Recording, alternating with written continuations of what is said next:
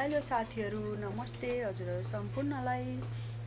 आज चाहिँ असारको विशेष दिन यानि कि असार 15 भनेर मानिन्छ। अनि आज चाहिँ असार 15मा चाहिँ दही चिउरा केरा अनि फलफुलहरू चाहिँ खाइन्छ साथीहरू। मैले चाहिँ यहाँनिर अहिले भर्खर यतिखेर दिउँसोको कति बज्यो खाजाको रूपमा चाहिँ लिन लागेको छु। हुन चाहिँ यो बिहान खानुपर्ने हो साथीहरू, तर बिहान चाहिँ म घरमा थिइनँ के, बिहान निस्केको थिएँ। अनि फर्केर आएर तातो तातो माम खाएँ। अनि यो त खाजामा खानु पर्यो दिउँसोतिर भनेर मैले चाहिँ खाना लागिरहेको छु साथीहरू।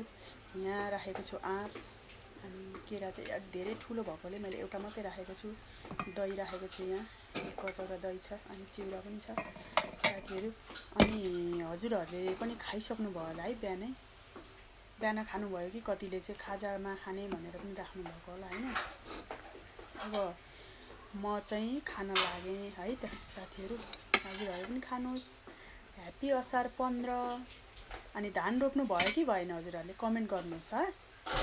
धान रोप्नु भयो भने चाहिँ हामीले धान रोप्यौँ भन्नु होला। मैले चाहिँ धान रोपिनँ है, किनभने धानबारीमा व्हिल चेयर लान नमिल्ने रहेछ। धानबारीसम्म चाहिँ गएको थिएँ, तर व्हिल चेयर लान नमिल्ने भएको कारणले गर्दाखेरि चाहिँ मैले धान रोप्न पाइनँ साथीहरू। बाई बाई, ह्याप्पी असार 15 साथीहरू। खाएँ ल, दही अमिलो अमिलो रहेछ साथीहरू।